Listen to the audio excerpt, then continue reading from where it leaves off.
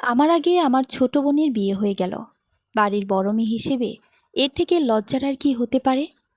আমি অনার্সের শেষ বর্ষে পড়াশোনা করছি, আর আমার ছোট বোন ললিতা এবার ইন্টার দ্বিতীয় বর্ষে পড়ছে। তবে আমার থেকে সে অনেক সুন্দর। সত্যি বলতে, আমি দেখতে তেমন একটা সুন্দর না। গায়ের রং শ্যামলা বললে ভুল হবে। আসলে আমি কালো।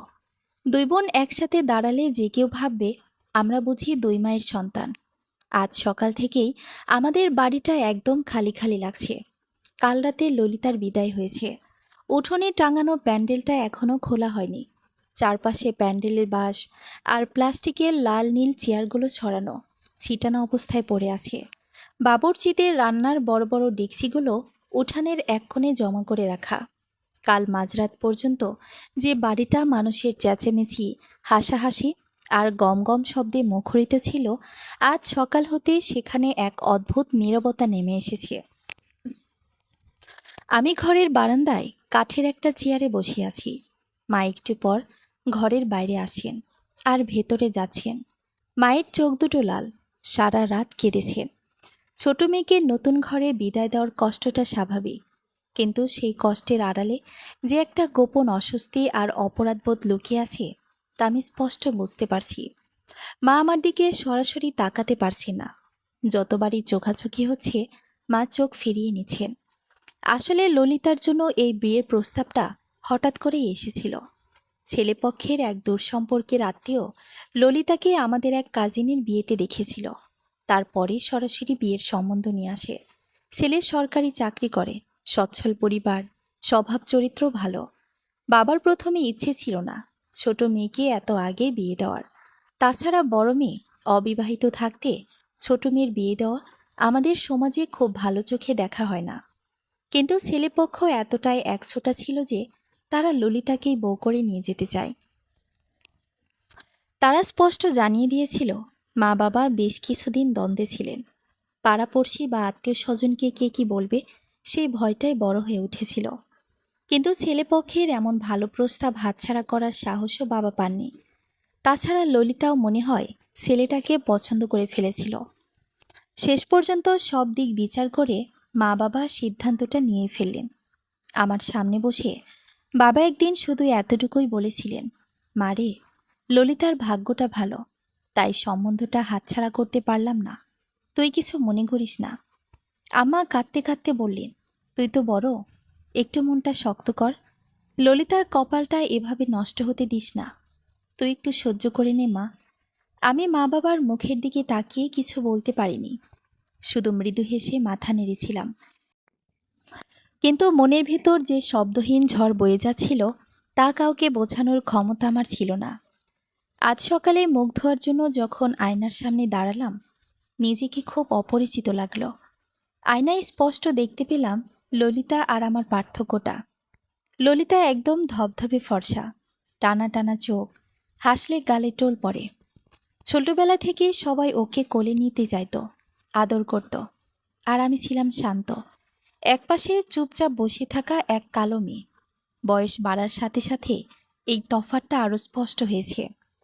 ললিতা যখনই কোনো সুন্দর শাড়ি বা সালোয়ার কামিজ পরত, তাকে পরীর মতো দেখাতো, আর আমি সাধারণ পোশাক পরে কোনো রকমে নিজেকে ঢেকে রাখতাম। বিয়েবাড়ির 3টে দিন আমার জন্য কতটা কঠিন ছিল তা শুধু আমিই জানি। আত্মীয় স্বজনরা যখন আমি বাড়ি ভর্তি এলো, তাদের প্রত্যেকের চোখে যেন একটা অঘোষিত প্রশ্ন ঝুলছিল। কেউ সরাসরি বলেছে, আবার কেউ কানে কানে ফিসফিস করে বলেছে, বড় মেয়েটা ঘরে থাকতে ছোটটার বিয়ে হয়ে যাচ্ছে, বড়টার কোনো সমস্যা আছে নাকি? পার্লার থেকে যখন ললিতাকে সাজিয়ে আনা হলো, তখন সবাই ওর রূপে মুগ্ধ হয়ে প্রশংসা করছিল। আমি একপাশে দাঁড়িয়ে ললিতার জন্য মেহমানদের নাস্তা পরিবেশন করছিলাম। হঠাৎ দূরসম্পর্কের এক কাকিমা আরেকজন মহিলাকে কনুই দিয়ে গুঁতো দিয়ে বলে উঠলেন, দেখেছ, ছোটটা যেন রাজকন্যা, আর বড়টার গায়ের রংটা কেমন চাপা পড়ে গেছে। এখন বড়টার কি হবে কে জানে। কথাটা আমার কানে এসে একদম তীরের মতো বিঁধেছিল। হাত থেকে নাস্তার প্লেটটা প্রায় পড়ে যাচ্ছিল। সামনে নিলাম। কেউ লক্ষ্য করেনি আমার হাতের কাঁপুনি। আমি ট্রেটা টেবিলে রেখে সোজা নিজের ঘরে চলে এসেছিলাম। সেই মুহূর্তটায় নিজের গায়ের রং আর রূপের জন্য নিজের ওপর একটা গভীর রাগ আর করুণা একসাথে জমে উঠেছিল। আজ ললিতা নেই। ওর ঘরের দরজার পর্দাটা বাতাসে হালকা দুলছে। ঘরটা একদম গোছানো, কিন্তু খালি। ললিতার শাড়ি, গয়না, প্রসাধনী সব এখন অন্য একটা বাড়িতে। আমি অনার্সের বইগুলো টেবিলে নিয়ে বসলাম। সামনে পরীক্ষা, কিন্তু মাথার মধ্যে পড়া ঢুকছে না। কেবলই মনে হচ্ছে কাল থেকে যখন আমি কলেজে যাব, বান্ধবীদের মুখোমুখি হব, তখন ওদের প্রশ্নের উত্তর কিভাবে দেব। সবাই তো জানতো আমার ছোট বোন ইন্টারের ছাত্রী। তারা যখন শুনবে ছোট বোনের বিয়ে হয়ে গেছে, তখন নিশ্চয়ই আড়ালে হাসাহাসি করবে। বাবা বারান্দায় এসে দাঁড়ালেন। বাবার হাতে এক কাপ চা। আমার দিকে তাকিয়ে নিচু গলায় বললেন, মা, কিছু খাবি না? সকাল থেকে তো কিছু মুখে দিসনি। আমি বই থেকে চোখ তুলে বাবার দিকে তাকালাম। বাবার চেহারায় বয়সের ছাপ যেন কালকের পর থেকে আরও স্পষ্ট হয়ে উঠেছে। ক্ষুধা নেই বাবা, একটু পর খাবো, আমি সাধারণ গলায় বললাম। বাবা একটা দীর্ঘশ্বাস ফেলে আমার মাথার ওপর হাত রাখলেন। কোনো কথা বললেন না, কিন্তু বাবার ওই হাতের স্পর্শেই বুঝে নিলাম কথা না বলেও মানুষ কিভাবে ক্ষমা চায়। হঠাৎ করে সামনের রাস্তা দিয়ে একদল ছোট ছেলে মেয়ে চেঁচামেচি করে পার হয়ে গেল। ওদের আওয়াজে আমার ভাবনার জালটা ছিঁড়ে গেল। আমি আবার আয়নার দিকে তাকালাম। কালচে চেহারার এই মেয়েটার ভেতরে যে একটা মন আছে, সেই মনটা যে অপমান আর লজ্জায় দুমড়ে মুচড়ে গেছে, তা তো এই সমাজে হয়তো কখনোই কারো নজরে আসবে না। কিন্তু আমাকে তো বেঁচে থাকতে হবে, পড়াশোনা শেষ করতে হবে। লড়াইটা যে কতটা কঠিন হতে যাচ্ছে, তা আমি আজকের এই নীরব সকালটাতেই হাড়ে হাড়ে টের পাচ্ছি। আমাকে কিছু করতেই হবে, না হয় আমি নিজেকে শেষ করে দেব। দুটোর একটা আমি করবই। বাবার হাতের স্পর্শটা যখন আমার মাথা থেকে সরে গেল, বাবা যখন আর কিছু না বলে ধীর পায়ে হেঁটে নিজের ঘরে চলে গেলেন, বাবার সেই অপরাধবোধে জমে থাকার নিস্তব্ধতা আমাকে কোনো সান্ত্বনা দিতে পারল না, বরং ভেতরের আগুনটাকে আরও উস্কে দিল। টেবিলে রাখা অনার্সের বইগুলোর দিকে তাকালাম। পাতার উপর পাতা কালো অক্ষরে লেখা জ্ঞান, আর যা এতদিন আমার কাছে শুধু একটা ডিগ্রি পাওয়ার মাধ্যম ছিল। কিন্তু আজ এই বইগুলোকে আমার একমাত্র হাতিয়ার মনে হলো। ঘরের দেয়ালে ঝুলতে থাকা ছোট আয়নাটার সামনে গিয়ে দাঁড়ালাম আবার। আয়নার দিকে তাকিয়ে নিজেকে বললাম, রূপের কাছে তুই হেরে গেছিস রূপিতা, কিন্তু জীবনের কাছে হারবি কেন? চেহারা দিয়ে যা পাওয়া যায়নি, যোগ্যতা দিয়ে তার চেয়ে হাজার গুণ বেশি ছিনিয়ে নিতে হয়। নিজের ওপর যে গভীর করুণাটা সকাল থেকে জমছিল, মুহূর্তেই তার শক্ত এক জেদি রূপ নিল। এই সমাজে যার রূপ নেই, তার গুণের দাম দিতে মানুষ বাধ্য হয় তখনই, যখন সে এমন কোনো জায়গায় পৌঁছায় যেখানে পৌঁছানো সাধারণ মানুষের পক্ষে অসম্ভব। ললিতার রূপ হয়তো ওকে একটা ভালো সংসার দিয়েছে, কিন্তু আমার আত্মসম্মান আমাকে এমন এক নাম দেবে যা কেউ কেড়ে নিতে পারবে না। আমি ঠিক করলাম এমন এক জায়গায় আমাকে যেতে হবে, যেখানে কথা বলতে গেলে এই সমাজ, এই আত্মস্বজনদের 5 বার ভাবতে হবে। নিজের অস্তিত্ব শেষ করে দেওয়ার চিন্তাটা মুহূর্তের মধ্যে দলিস্বাদ হয়ে গেল। আত্মাহুতি দেওয়ার মতো দুর্বল আমি নই, আমি লড়ব। দুপুরের দিকে বাড়িটা যখন আরও ঝিম ধরে এলো, আমি নিজের পড়ার টেবিলটাতে নতুন করে গুছিয়ে নিলাম। অনার্স শেষ বর্ষের ফাইনাল পরীক্ষার আর মাত্র 3 মাস বাকি। এতদিন যা পড়েছি তা যথেষ্ট নয়। এখন থেকে প্রতিদিনের প্রতিটি ঘন্টা আমার হিসাব করে চলতে হবে। ললিতার খালি ঘরটার দিকে আর তাকালাম না। মেহমানদের রেখে যাওয়া থালা বাসন গুছাতে যখন মা আমাকে ডাকতে এলেন, আমি এক পলক মায়ের দিকে তাকালাম। মায়ের চোখে তখনও জল। মা হয়তো ভেবেছিলেন আমি কেঁদে কেটে ঘর মাথায় করব, কিংবা বাবা মার ওপর অভিমান করে মুখ ভার করে থাকব। কিন্তু আমাকে শান্তভাবে পড়ালেখার টেবিলে বসে থাকতে দেখে মা যেন একটু অবাকই হলেন। মা, টেবিলে কিছু খাবার রেখেছি, খেয়ে নে। মা নিচু গলায় বললেন, আমি পরে খেয়ে নেব আম্মা, তুমি এখন আমায় একটু পড়তে দাও। খুব স্বাভাবিক আর শান্ত গলায় জবাব দিলাম। আমার এই নির্লিপ্ততা দেখে মার কিছু বলার সাহস পেলেন না। আড়ালে একটা দীর্ঘশ্বাস ফেলে চলে গেলেন। পরদিন সকালে কলেজে যাওয়ার সময়টা ছিল সবচেয়ে কঠিন। গায়ে একটা সাধারণ সুতির ছাই রঙের কামিজ জড়িয়ে যখন হেঁটে যাচ্ছিলাম, গলির মোড়েই দেখা হয়ে গেল প্রতিবেশী রোকেয়া খালার সাথে, যিনি গতকাল বিয়ে বাড়িতে এসে সবথেকে বেশি ফিসফিস করেছিলেন। আমাকে দেখে তিনি হাঁটা থামিয়ে করুণার চোখে তাকালেন। কিরে রুপিতা, কলেজের দিকে যাচ্ছিস? তার ছোট বোনের শ্বশুরবাড়ি কেমন হলো রে? তোদের তো ভাগ্য ভালো, এমন সরকারি চাকরিজীবীর ছেলে এত সহজেই পেয়ে গেলি। তবে তোর জন্য কষ্ট হয়, বড় মেয়েটাকে ঘরে রেখে ছোটটাকে পার করতে হলো। তা তোর পড়ালেখা আর কতদিন? কথাগুলোর পেছনে যে খোঁচাটুকু লুকিয়েছিল তা আমি খুব ভালোভাবে বুঝতে পারলাম। আগের দিন হলে হয়তো আমি কথা না বলেই চলে আসতাম, কিন্তু আজ আমি রোকেয়া খালার চোখের দিকে সোজা তাকিয়ে হাসলাম। একটা একদম স্বাভাবিক হাসি। পড়ালেখা শেষ প্রায় খালা, আর ললিতার ভাগ্য ওর সাথে, আমারটা আমার সাথে। দোয়া করবেন যেন সামনে বাবার নামটা বড় করতে পারি। আমার এমন সরাসরি জবাব তিনি আশা করেননি। আর কোনো কথা না বাড়িয়ে তিনি দ্রুত পা চালিয়ে চলে গেলেন। কলেজে গিয়ে বান্ধবীদের আড্ডায় নানা কথা উঠল। অনেকেই ললিতার বিয়ের কথা তুলতে চাইল, কিন্তু আমি স্পষ্ট করে জানিয়ে দিলাম পারিবারিকভাবে সব সিদ্ধান্ত হয়েছে এবং এখন আমার পুরো মনোযোগ অনার্সের ফাইনাল পরীক্ষার দিকে। পরের 3টে মাস আমার জীবন থেকে দিন আর রাতের তফাৎ মুছে গেল। অনার্সের মূল বইপত্রের পাশাপাশি বিসিএজের সিলেবাসের বইগুলো এনে টেবিলে জমা করলাম। আত্মীয়দের আনাগোনা কমতে লাগলো। ঘরের পরিবেশও স্বাভাবিক হতে শুরু করলো। পরীক্ষা শেষ হলো। ফল প্রকাশের দিন দেখা গেল পুরো বিভাগে আমি প্রথম শ্রেণী পেয়েছি। কলেজের শিক্ষকরা ডেকে প্রশংসা করলেন, কিন্তু আমি জানতাম এটা তো কেবল লড়াইয়ের সূচনা।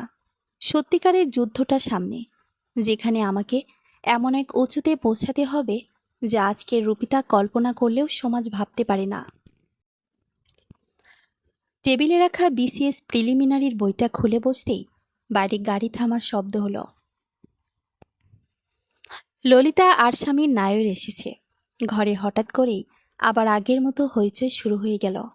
আমি চেয়ার ছেড়ে উঠলাম না, শুধু বইয়ের পাতায় চোখ রেখে ভাবলাম লড়াইয়ের প্রথম ধাপ মাত্র শেষ হলো, আসল পথ তো এখনও অনেক দূর। বিকেলের দিকে বাড়িটাতে আবার একটু ব্যস্ততা বাড়ল। ললিতা এর আগেও কয়েকবার বাপের বাড়ি ঘুরে গেছে, কিন্তু আজকের ব্যাপারটা একটু আলাদা। এবার ললিতার সাথে এসেছে ওর জামাই পারভেজ আর তার ছোট বোন তানিয়া। তানিয়া ঢাকায় একটা নামকরা বেসরকারি বিশ্ববিদ্যালয়ে পড়ছে। একটু দেমাগি আর সাজগোজ পোশাক নিয়ে সব সময় একটা অহংকারী ভাব ধরে রাখে। রান্নাঘর থেকে মা আর কাকিমারা মিলে নানা রকমের নাস্তা সাজাতে ব্যস্ত। আমি নিজের ঘরের দরজার পর্দাটা সামান্য সরিয়ে দেখে আবার পড়ার টেবিলে গিয়ে বসলাম। অনার্সের ফল তো প্রকাশিত হয়েই গেছে, বিভাগে প্রথম স্থান পেয়েছি, কিন্তু আসল লড়াই যে বিসিএস, তার প্রিলিমারি পরীক্ষার দিন একদম ঘাড়ের উপর চলে এসেছে। ললিতা ঘরে ঢুকে সোজা আমার কাছে চলে এলো। ওর মুখে সেই আগের মতোই মিষ্টি হাসি। বোনটার মধ্যে রূপের কোনো অহংকার কোনোদিন ছিল না, আজকেও নেই। ও আমার পাশে এসে হালকা চেপে বসল। আপু, তুই এখনো এই বইগুলোর ভেতরেই ডুবে আছিস? রেজাল্ট তো এত ভালো করলি, এবার একটু তোর নিজের দিকে তাকা। দেখ, আমি তোর জন্য একটা নতুন সুন্দর শাড়ি নিয়ে এসেছি। এটা পর তো। বাইরে আমার জামাই আর তানিয়া বসে আছে। ললিতা খুব আদর করে আমার হাত দুটো ধরে বলল। আমি ললিতার হাত দুটো নিজের হাতে নিয়ে মৃদু হাসলাম। তুই ছোট বোন হয়ে বারবার আমার জন্য এগুলো কেন নিয়ে আসিস বলতো? শাড়িটা তোলা থাক, পরে পরব। তুই কেমন আছিস তা বল। শ্বশুরবাড়িতে তোকে সবাই ভালোবাসে তো? আমি খুব ভালো আছি আপু, তবে তোর জন্য মনটা কেমন কেমন করে। কতদিন তোর সাথে মন খুলে কথা বলি না। ললিতা আমার কাঁধে মাথা রেখে নিচু গলায় বলল। বোনের এই ভালোবাসাটাই আমার বুকের ভেতর জমা সব দুঃখ হালকা করে দেয়। এমন সময় দরজায় এসে দাঁড়ালো পারভেজ। দরজার বাইরে দাঁড়িয়ে খুব ভদ্রভাবে বলল, রূপিতা আপু, ভেতরে আসতে পারি? ললিতা বলছিল আপনি নাকি দিন রাত শুধু বই নিয়ে বসে থাকেন, তাই ভাবলাম একটু দেখা করে যাই। হ্যাঁ, আসুন, বসুন। আমি চেয়ার ছেড়ে উঠে দাঁড়ালাম। পারভেজ মানুষ হিসেবে বেশ মার্জিত আর আমাদের পরিবারকে যথেষ্ট সম্মান দেয়, কিন্তু ওদের পেছনেই হেঁটে এলো পারভেজের বোন তানিয়া। গায়ে বেশ চকচকে এক পোশাক, চোখে ভারী মেকআপ। ঘরে ঢুকে চারপাশটা একবার চোখ বুলিয়ে তেনাদের যেন কেমন একটা অস্বস্তি হলো। কাঠের সাধারণ চেয়ারটার দিকে তাকিয়ে তানিয়া নাকটা সামান্য ছিটকে ললিতার দিকে তাকালো। ভাবি, তোমার বাপের বাড়ির এই ঘরটা এত অন্ধকার কেন? আর উনি এত এত মোটা বই নিয়ে এই ছোট্ট ঘরে বসে পড়েন কিভাবে? আমাদের ইউনিভার্সিটির এসি লাইব্রেরিতে বসেও তো পড়াশোনার মেজাজ আসে না। তানিয়ার গলায় স্পষ্ট এক ধরনের অহংকার আর তুচ্ছ তাচ্ছিল্যের সুর। পারভেজ সাথে সাথে ছোট বোনকে ধমকের সুর দিয়ে বলল, তানিয়া, বড়দের সাথে কথা বলার ধরন শেখনি এখনো? রুপিতা আপু অনার্সে প্রথম বিভাগে প্রথম হয়েছেন। উনি পড়াশোনার গুরুত্ব বোঝেন। তানিয়ার চোখ দুটো একটু নাচিয়ে বলল, আহা ভাইয়া, আমি তো খারাপ কিছু বলিনি। পড়াশোনা করে ফার্স্ট হওয়া এক কথা, আর চাকরি পাওয়া অন্য কথা। আমাদের ভার্সিটির কত সুন্দর সুন্দর স্মার্ট মেয়েরা ইন্টারভিউ দিয়ে রিজেক্ট হয়ে যাচ্ছে। আজকাল শুধু পড়ালেখা দিয়ে কিছু হয় না, পার্সোনালিটি আর প্রেসেন্স বলে তো একটা কথা আছে, তাই না? তানিয়ার কথাগুলোর আসল উদ্দেশ্য বুঝতে আমার এক সেকেন্ডও সময় লাগলো না। চেহারার সৌন্দর্য আর বাহ্যিক চাকচিক্যকেই সে মানুষের একমাত্র যোগ্যতা বলে মনে করে। ললিতা তানিয়ার ওপর একটু রেগে গিয়ে কিছু বলতে যাচ্ছিল, কিন্তু আমি শান্তভাবে ললিতার হাতটা চেপে ধরে ওকে থামিয়ে দিলাম। তানিয়ার দিকে সোজা তাকিয়ে এক অদ্ভুত প্রশান্তির সাথে বললাম, তানিয়া, বাহ্যিক রূপ আর আধুনিকতা দিয়ে হয়তো একটা ঘরের ড্রয়িং রুম সাজানো যায়, কিন্তু সমাজের দায়িত্ব নেওয়ার মতো যোগ্যতা তৈরি করতে মেধার পরিশ্রমী লাগে। ব্যক্তিত্ব কাপড় বা চেহারায় থাকে না, থাকে মানুষের চিন্তা আর কাজে। বিসিএসির মতো জায়গায় রূপ দেখিয়ে চাকরি হয় না, মেধার বিচার হয়। আমার এই স্পষ্ট আর শান্ত জবাব শুনে তানিয়ার মুখের ঝকঝকে ভাবটা এক মুহূর্তে মিলে গেল। সে হয়তো ভেবেছিল গ্রামের সাধারণ ঘরের এক শ্যামলা মেয়ে তার কথায় ছোট হয়ে যাবে, কিন্তু আমার আত্মবিশ্বাসী ভঙ্গি দেখে সে আর কথা বাড়াতে সাহস পেল না। পারভেজ পরিস্থিতি হালকা করার জন্য হেসে বলল, আপু, একদম ঠিক বলেছেন। তানিয়ার কথার কিছু মনে করবেন না আপু, ও একটু চঞ্চল। আপনি মনোযোগ দিয়ে প্রিলিমিনারির জন্য প্রস্তুতি নিন। আপনার মতো পরিশ্রমী মানুষই ক্যাডার পাওয়া যোগ্য। ওরা কিছুক্ষণ পর নাস্তা খাওয়ার জন্য বাইরে ঘরে চলে গেল। ললিতা যাওয়ার আগে আমার দিকে তাকিয়ে একটা নির্ভরতার হাসি দিল। বোনটা মনে মনে আমার জন্য কতটা প্রার্থনা করে তা আমি ওর চোখের দিকে তাকালেই বুঝতে পারি। রাত নামতেই পুরো বাড়িটা আবার শান্ত হয়ে এলো। টেবিলে বিসিএস প্রিলিমিনারির সিলেবাসের বইগুলো খোলা। পারভেজের বোনের ওই অহংকারী কথাগুলো আমার ভেতরের জেদটাকে এতটুকু কমায়নি, বরং আরও বেশি ধারালো করে তুলেছে। পরদিন সকালেই পরীক্ষা দেওয়ার উদ্দেশ্যে ঢাকার বাসে উঠলাম। বাবা সাথে ছিলেন। সারাটা পথ বাবা আমার দিকে তাকিয়ে শুধু একটা কথাই বললেন, মারে, মানুষের কথায় কান দিস না, তুই তোর নিজের শক্তিতে ভর করে এগো। পরীক্ষার হলে বসে যখন প্রশ্নপত্র হাতে পেলাম, মনটা একদম শান্ত হয়ে গেল। বিগত কয়েক মাসের হাড়ভাঙা খাটুনি আর রাতের পর রাত জেগে পড়াটা বৃথা যায়নি। প্রতিটি প্রশ্নের উত্তর স্পষ্ট ভেসে উঠছিল চোখের সামনে। নিখুঁতভাবে সব উত্তর দাগিয়ে যখন হল থেকে বের হলাম, তখন বিকেলের নরম বাতাসে নিজেকে হালকা লাগলো। বাবা সেন্টারের বাইরে দাঁড়িয়ে অপেক্ষা করছিলেন। আমার মুখের হাসি দেখে বাবা আর কিছু জিজ্ঞেস করলেন না, শুধু পরম শান্তিতে দীর্ঘশ্বাস ফেললেন। বাড়ি ফেরার কিছুদিন পরেই প্রিলিমিনারির ফলাফল দিল। ইন্টারনেটে রোল নম্বরটা মিলিয়ে দেখতেই বুকটা আনন্দে কেঁপে উঠল। আমি উত্তীর্ণ হয়েছি, কিন্তু আমি জানতাম এটা তো কেবল প্রথম দরজা পার হওয়া। আসল লড়াই, অর্থাৎ লিখিত পরীক্ষার ভাইবার কঠিন পথ এখনও সামনে দাঁড়িয়ে আছে। যে উঁচুতে পৌঁছালে মানুষ কথা বলতে 5 বার ভাববে, সেই চূড়ায় পৌঁছানোর লড়াই কেবল শুরু হলো। প্রিলিমিনারি পাশের খবরটা শোনার পর ঘরে আনন্দের একটা ছোট তরঙ্গ বয়ে গেল ঠিকই, কিন্তু আমার টেবিলে বইয়ের স্তূপ আগের মতোই খোলা রইল। প্রথম ধাপে টিকতেই ললিতা ফোন করে একরাশ উচ্ছ্বাস প্রকাশ করল। ওপাশ থেকে বোনটার গলায় যে আনন্দ ঝরে পড়ছিল, তা আমার বুকের ভেতরের সব ক্লান্তি এক নিমিষে ভুলিয়ে দেওয়ার জন্য যথেষ্ট ছিল। পারভেজ ফোনে আন্তরিকভাবে অভিনন্দন জানালেন, তবে তানিয়ার কোনো প্রতিক্রিয়া ছিল না। পারভেজ ভাইয়ের মুখে শুনেছিলাম প্রিলিমিনারি পাশের খবর শুনে নাকি তানিয়া শুধু বলেছিল এমসিকিউ পরীক্ষায় টিকে যাওয়া তো কঠিন কিছু না, আসল জিনিস তো লিখিত পরীক্ষা আর ভাইবা, ওখানে টিকে দেখানোই বড় কথা। তানিয়ার এই অহংকারী মন মানসিকতার কথা শুনে আমার রাগ হয়নি, বরং মুখের কোণায় ফুটে উঠেছিল হালকা এক চিলতে হাসি। সমাজের এই ধরনের মানুষদের একটাই স্বভাব, অন্যের অর্জনকে সবসময় হালকা করে দেখা। এদের জবাব মুখে দিয়ে কোনো লাভ নেই, কাজের মাধ্যমে দেওয়াই উত্তম। পরের 4টে মাস আমার জগৎ বলতেছিল স্রেফ একটা পড়ার ঘর, টেবিল চেয়ার আর বিসিএস লিখিত পরীক্ষার শত শত পৃষ্ঠার মোটা বই। 400 নম্বরের বিষয়ভিত্তিক প্রস্তুতি নেওয়ার সহজ কথা নয়। সকালের আলো ফোটার বহু আগে যখন পুরো পাড়া ঘুমে আচ্ছন্ন থাকত, আমি তখন আন্তর্জাতিক বিষয়াবলী আর গণিতের কঠিন কঠিন সমাধান নিয়ে বসে পড়তাম।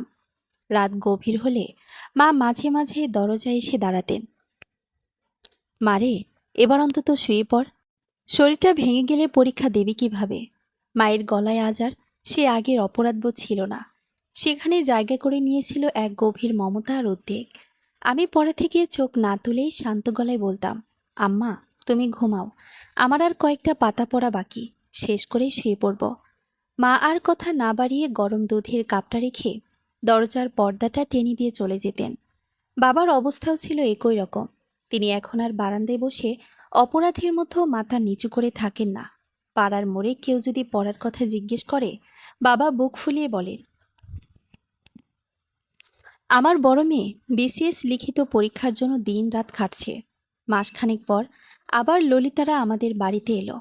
এবার আর কোনো অনুষ্ঠান ছিল না, এমনি সপ্তাহান্তের ছুটিতে ঘুরতে আসা। তানিয়াও এসেছে এবার, তবে তার হাবভাব আগের চেয়ে অনেকটাই বদলে গেছে। ঘরে ঢুকে আগের মতো আর আসবাবপত্র আর অন্ধকার ঘর নিয়ে কটূক্তি করার সাহস তার হলো না। চা খাওয়ার সময় পারভেজ ভাইয়া টেবিলে আমার নোট খাতাগুলো উল্টে পাল্টে লিখছিলেন। রুপিতা আপু, আপনার গুছিয়ে নোট করার ধরন দেখে বোঝাই যাচ্ছে আপনি কতটা গুরুত্ব দিয়ে কাজটা করছেন। আমাদের অফিসে অনেক নতুন অফিসার যোগ দিয়েছেন, তাদের প্রস্তুতির কথা শুনতাম, কিন্তু আপনার এই নীরস পরিশ্রম দেখে সত্যি শ্রদ্ধা জাগছে। তানিয়া একপাশে বসে সোফায় মোবাইল টিপছিল। পারভেজ ভাইয়ার কথা শুনে সে মুখ তুলে আমার দিকে তাকালো। তার চোখে আগের মতো সে অবহেলার ছাপ, তবে এক অজানা দ্বিধা আর অস্বস্তি কাজ করছিল। আমি তানিয়ার দিকে তাকিয়ে একটা খুব সাধারণ হাসি দিয়ে বললাম, তানিয়া, তোমার ইউনিভার্সিটির ক্লাস কেমন চলছে? অনার্সের পর কি উচ্চশিক্ষার জন্য বাইরে যাওয়ার ইচ্ছে আছে, নাকি দেশে কিছু করবে? তানিয়া একটু আমতা আমতা করে বলল, ভাবছি বিদেশের কোনো ইউনিভার্সিটিতে অ্যাপ্লাই করব। আসলে এখানকার সিস্টেম আমার ততটা পছন্দ নয়। আমি খুব মার্জিত গলায় জবাব দিলাম, সিস্টেম হয়তো সবসময় পারফেক্ট হয় না, কিন্তু দেশের ভেতরে থেকে ব্যবস্থার পরিবর্তন আনতে হলে এই সিস্টেমের ভেতরেই ঢুকতে হয়। তুমি বাইরে পড়াশোনা করলেও নিজের যোগ্যতা দিয়ে দেশের জন্য কিছু করার চিন্তা রেখো। আমার কথার স্পষ্টতা আর গভীরতা তানিয়াকে যেন এক মুহূর্তের জন্য বাকরুদ্ধ করে দিল। সে কেবল মাথা নেড়ে সম্মতি দিল, আর কোনো তর্কে জড়ানোর সাহস পেল না। ললিতা পাশ থেকে আমার হাতটা চেপে ধরে চোখে চোখে এক গভীর তৃপ্তির প্রকাশ ঘটালো। বোনটা মনে মনে বোধ হয় এই দিনটার জন্যই অপেক্ষা করছিল, যখন তার অহংকারী ননদকে আমার ব্যক্তিত্বের সামনে চুপ করে যেতে হবে। লিখিত পরীক্ষার তারিখ ঘনিয়ে এলো। ঢাকার রেসিডেন্সিয়াল মডেল কলেজে আমার পরীক্ষা সেন্টার পড়েছিল। পরীক্ষার দিন সকাল থেকে দুপুর পর্যন্ত একটানা খাতার উপর কলম চালিয়ে গেছি। হাত অবশ হয়ে আসত, আঙ্গুলের গাঁটে জঘন্য ব্যথা হতো, কিন্তু মনের জোর আর জেদের কাছে সব কষ্ট হার মেনেছিল। প্রতিটি প্রশ্নের উত্তর লেখার সময় আমার চোখের সামনে ভেসে উঠছিল ছোটবেলার সেই অপমানগুলো, আত্মীয়দের ফিসফিসানি আর সমাজের ওই করুণার দৃষ্টি।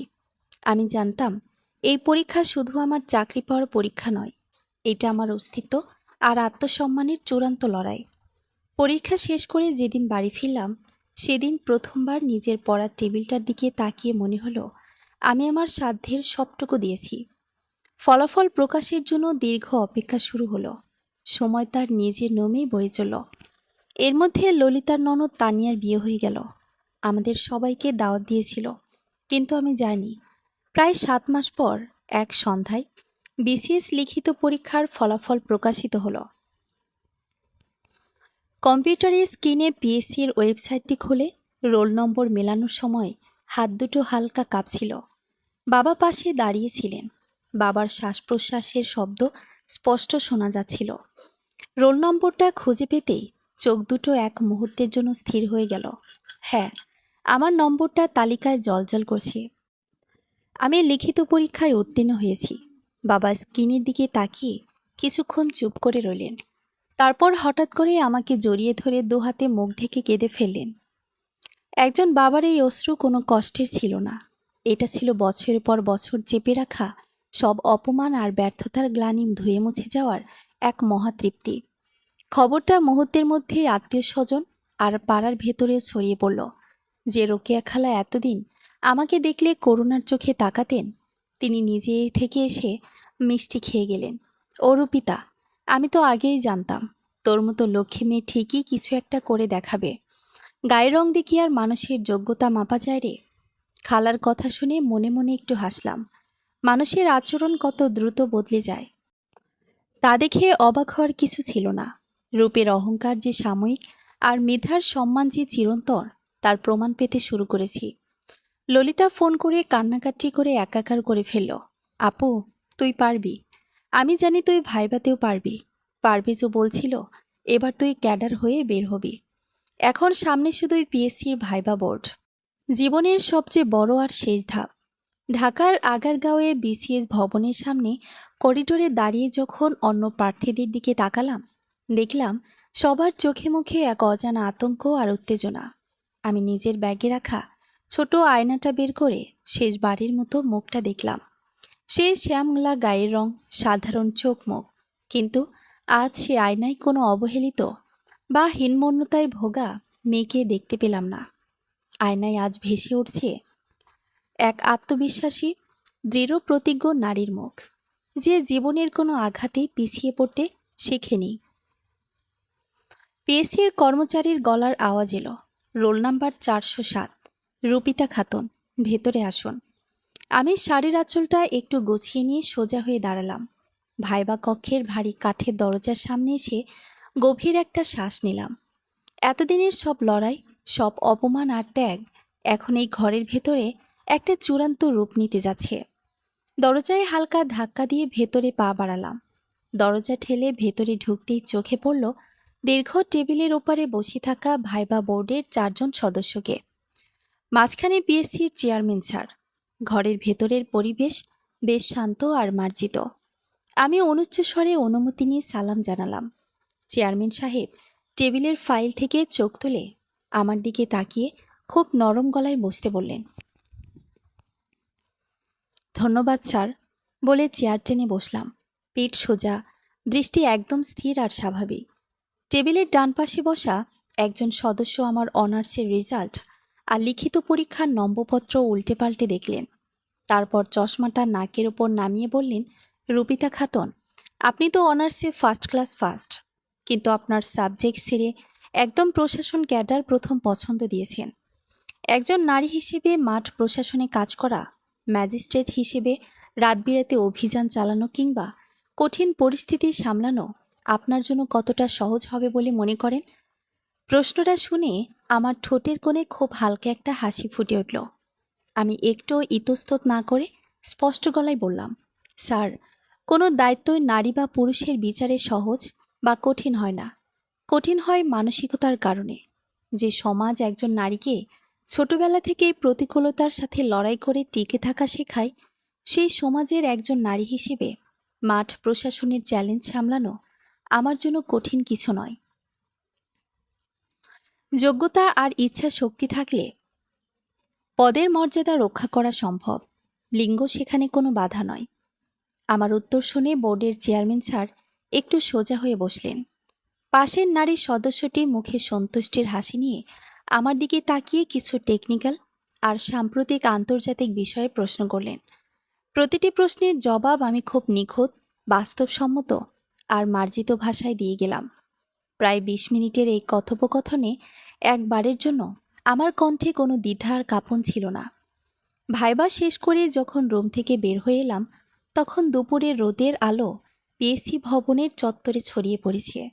বাইরে বাতাসের মুখোমুখি দাঁড়িয়ে একটা দীর্ঘশ্বাস ফেললাম। মন বলছিল, আমার জীবনের সবটুকু খাটুনি আর সার্থক রূপ পেতে যাচ্ছে। ঢাকা থেকে বাড়ি ফেরার পর শুরু হলো এক দীর্ঘ প্রতীক্ষার পালা। ৩টে মাস কেটে গেল ভাইবার চূড়ান্ত ফলাফলের অপেক্ষায়। কিন্তু এই ৩ মাসে ঘরের পরিবেশটা আর আগের মতো ছিল না। বাবা এখন আর নিচু গলায় কথা বলেন না।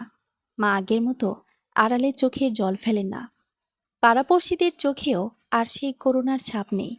অবশেষে সেই কাঙ্ক্ষিত দিনটি এলো। পিএসসির অফিসিয়াল ওয়েবসাইটে বিসিএসের চূড়ান্ত ফলাফল প্রকাশিত হলো। ল্যাপটপের স্ক্রিনে পিডিএফ ফাইলটা ডাউনলোড হতে কয়েক সেকেন্ড সময় লাগলো।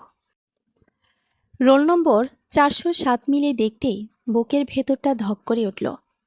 প্রশাসন ক্যাডারে আমার নাম এসে উঠেছে। শুধু টিকিনি, প্রথম সারির মেধা তালিকায় স্থান পেয়েছি। খবরটা দেখা মাত্রই বাবা যেন বাকরুদ্ধ হয়ে গেলেন। কিছুক্ষণ আমার মুখের দিকে একদৃষ্টে তাকিয়ে থেকে আমাকে শক্ত করে জড়িয়ে ধরলেন। এই কান্না কোনো কষ্টের ছিল না। এটা ছিল এক বাবার জীবনযুদ্ধে জিতে যাওয়ার আনন্দস্ত্র। মা রান্নাঘর থেকে ছুটে এসে আমাকে জড়িয়ে ধরে কেঁদে ফেললেন। ললিতা খবরটা শুনে ফোনে চিৎকার করে কেঁদে উঠল। আপু, আমি জানতাম তুই পারবি। তুই আমাদের মুখ উজ্জ্বল করেছিস।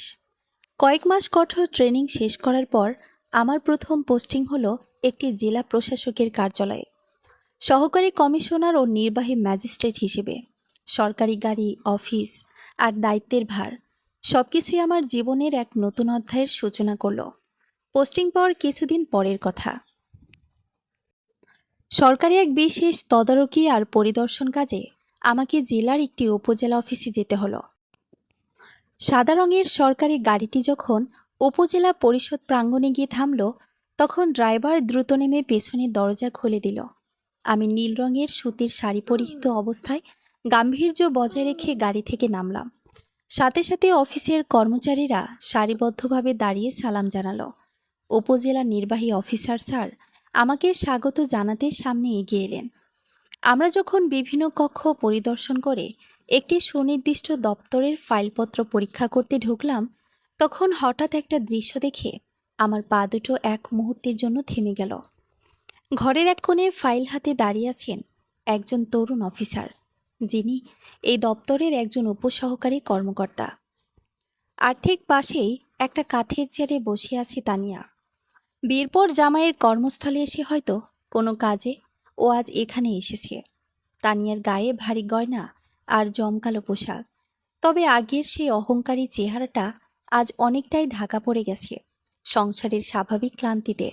হঠাৎ করে ইউএনও স্যার আমার দিকে নির্দেশ করে উচ্চস্বরে বললেন, সবাই অ্যাটেনশন, উনি আমাদের নতুন এক্সিকিউটিভ ম্যাজিস্ট্রেট রুপিতা খাতুন ম্যাডাম। ফাইলপত্রের যাবতীয় আপডেট ম্যাডামকে বুঝিয়ে দিন। ম্যাডাম শব্দটা শুনতেই তানিয়ার জামাই হাতের ফাইলটা টেবিলের ওপর রেখে চমকে উঠল।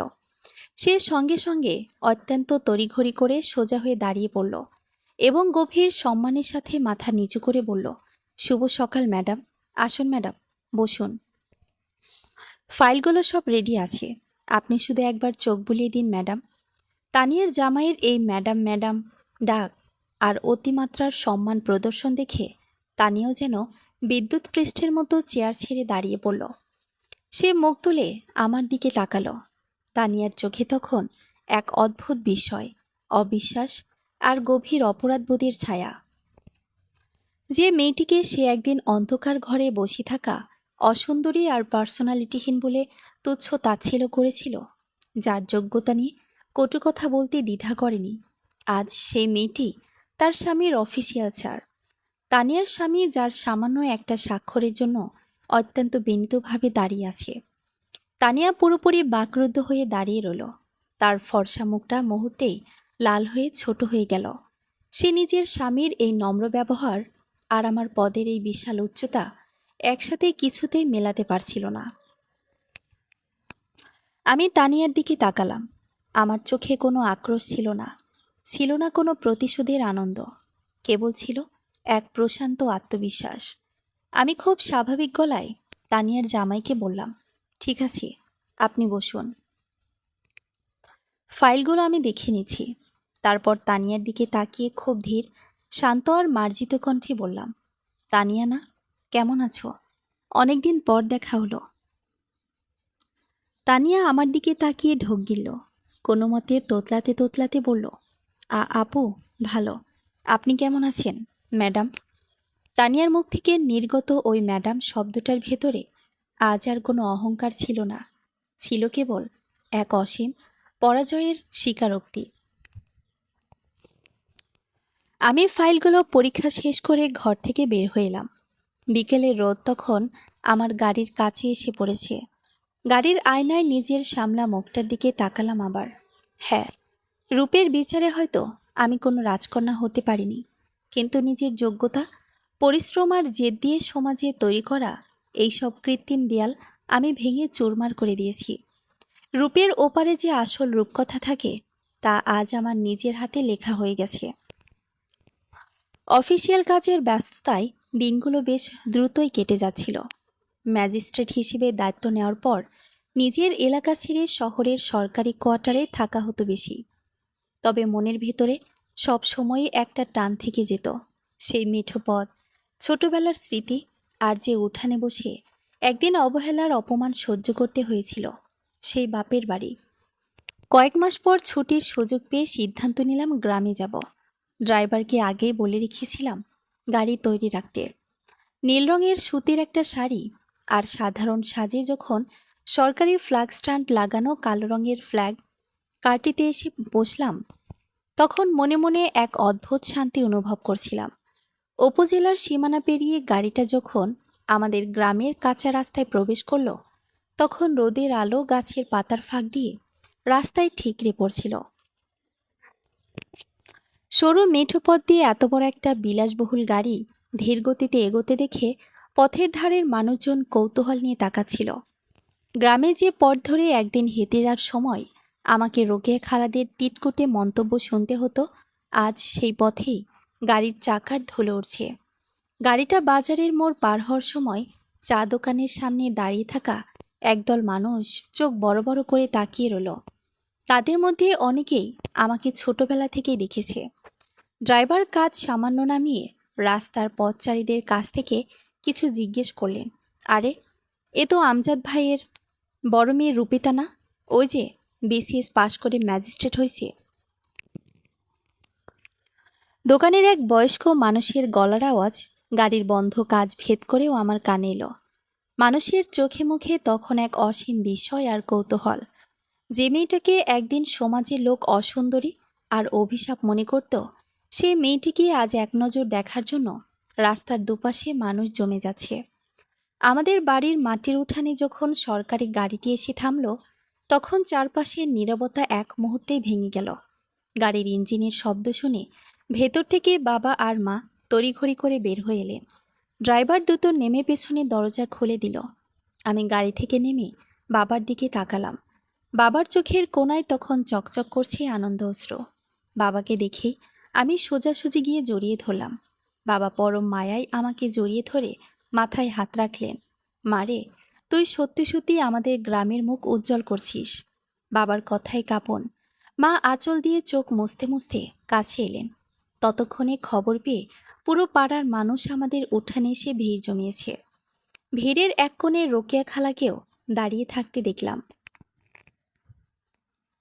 তিনি আগের মতো আর উচ্চস্বরে কথা বলছেন না, বরং একটু আড়ালে গিয়ে লজ্জানত হয়ে দাঁড়িয়ে আছেন।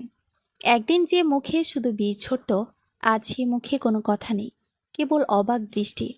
বাড়ির ভেতরের ঘরে যেতেই ললিতা ফোন করল। ললিতা আর পারভেজ ভাইয়াও বিকেলে ঢাকা থেকে আসার কথা। ফোনটা কানে ধরতেই ললিতা বলে উঠল, আপু, তোর গাড়ি নাকি গ্রামে পৌঁছে গেছে। গায়ের মানুষ সব তোকে দেখতে তোদের উঠানে ভেঙে পড়েছে। আমি আর পারভেজ বিকেলেই পৌঁছাচ্ছি। তুই সাবধানে আয় রে ললিতা, তোদের জন্যই অপেক্ষা করছি। হেসে বললাম। বিকেলের দিকে ললিতা ও পারভেজ এসে পৌঁছালো। পারভেজ ঘরে ঢুকেই আমাকে সশ্রদ্ধ সালাম জানিয়ে বললেন, রুপিতা আপু, আজ আপনাকে এই মর্যাদায় দেখে মনের ভেতর থেকে একটা শ্রদ্ধা চলে আসছে। ললিতা আমার পাশে এসে বসে আমাকে শক্ত করে জড়িয়ে ধরল। আপু, তোর জন্য আমার আজ সবচেয়ে বেশি গর্ব হয়। ঘরের পরিবেশটা যখন এক পরম আনন্দে ভরপুর, ঠিক তখনই বাবা একটু ইতস্তত করে আমার পাশে এসে বসলেন। বাবা হাতে একটা কাগজ নিয়ে দাঁড়িয়েছিলেন। মা, রুপিতা, তোকে একটা কথা বলার ছিল, বাবা নিচু কণ্ঠে বললেন। আমি বাবার দিকে তাকালাম। কি কথা বাবা? তোর জন্য একটা প্রস্তাব এসেছে মা। ছেলে বিসিএস পররাষ্ট্র ক্যাডারে আছে, বর্তমানে পররাষ্ট্র মন্ত্রণালয়ের সহকারী সচিব হিসেবে কর্মরত। নাম শাহেদ। পরিবার অত্যন্ত শিক্ষিত আর মার্জিত। তারা তো রূপ বা বাহ্যিক চেহারা নিয়ে কোনোদিন একটা প্রশ্ন তোলেনি। ছেলে নিজে তোর কাজের ব্যাপারে জানে। তোর ইন্টারভিউ আর স্ট্রাগলের কথা শুনে সে তোকে নিজের জীবন সঙ্গিনী হিসেবে পেতে চায়। ওরা কোনো যৌতুক বা আনুষ্ঠানিকতার দম্ভ চায় না, শুধু চায় তোকে। বাবার কথাগুলো শুনে আমি এক মুহূর্ত নীরব রইলাম। ছোটবেলায় ললিতার বিয়ের সময় বাবার মুখে যে অসহায়ত্ব দেখেছিলাম, আজ সেখানে এক পরম তৃপ্তি আর আত্মবিশ্বাস। আমি মায়ের দিকে তাকালাম। মাও আশ্বাসের হাসি হাসলেন। ললিতা পাশে থেকে আমার হাত চেপে ধরে ফিসফিস করে বলল, হ্যাঁ বল আপু, শাহেদ ভাইয়া সত্যি খুব ভালো মানুষ। পারভেজও ওনাকে চেনেন। আমি বাবার চোখের দিকে তাকিয়ে শান্ত গলায় বললাম, তোমার পছন্দই আমার পছন্দ বাবা, তুমি যা ভালো মনে করো। বাবার মুখটা এক অদ্ভুত আলোয় উজ্জ্বল হয়ে উঠল। মাস চারেক পর খুব সাদামাটা মার্জিত আয়োজনে আমাদের বিয়ের পর্ব সম্পন্ন হলো। কোনো অহেতুক দম্ভ নয়, কোনো বাহ্যিক চাকচিক্য নয়, কেবল দুটি শিক্ষিত রুচিশীল মনের মিলন ঘটল। বিয়ের দিন সাজগোজের পর আয়নার সামনে দাঁড়িয়ে নিজেকে দেখলাম। সেই শ্যামলা গায়ের রং, কিন্তু চোখের কোণায় আজ আর কোনো হীনমন্যতার ছায়া নেই। আয়নায় ভেসে উঠছে এক সফল আত্মবিশ্বাসী নারীর প্রতিচ্ছবি, যে তার যোগ্যতা দিয়ে নিজের ভাগ্য নিজে লিখেছে। শাহেদ আমার পাশে এসে দাঁড়িয়ে হাসি মুখে বলল, রুপিতা, বাহ্যিক রূপ হয়তো চোখে তৃপ্তি দেয়, কিন্তু ব্যক্তিত্ব আর মেধা মনকে জয় করে। আমি একজন পূর্ণাঙ্গ মানুষকে আমার জীবনে পেয়েছি। বিয়ের পর দিন সকালে শ্বশুরবাড়িতে যখন নতুন বধূ হিসেবে পা রাখলাম, তখন সবাই আমাকে এক অনন্য শ্রদ্ধার সাথে বরণ করে নিল। গ্রামের যেসব আত্মীয় একদিন ললিতার বিয়ের সময় আমাকে নিয়ে কানাঘুষা করেছিল, তারা আজ লাইনে দাঁড়িয়ে আমার সাথে একটা কথা বলার জন্য অপেক্ষা করছে। কিন্তু আমার মনে কারো প্রতি কোনো ক্ষোভ বা বিদ্বেষ নেই, কারণ আমি বুঝে গেছি নিন্দা আর অপমানকে ক্ষোভে রূপ না দিয়ে যদি শক্তিতে পরিণত করা যায়, তবে জীবনের গল্পটা নতুন করে লেখা সম্ভব। রূপের মায়াজালে আবদ্ধ এই সমাজে যোগ্যতা দিয়ে নিজের রাজত্ব কায়েম করতে হয়। গায়ের রঙের ওপারেও যে এক স্বনির্ভর রূপকথা তৈরি করা যায়, তা আজ চিরকালের জন্য সত্য প্রমাণিত হল। সমাপ্ত। সম্পূর্ণ গল্পটি কেমন লাগলো আশা করি আজকে জানাবেন। ধন্যবাদ।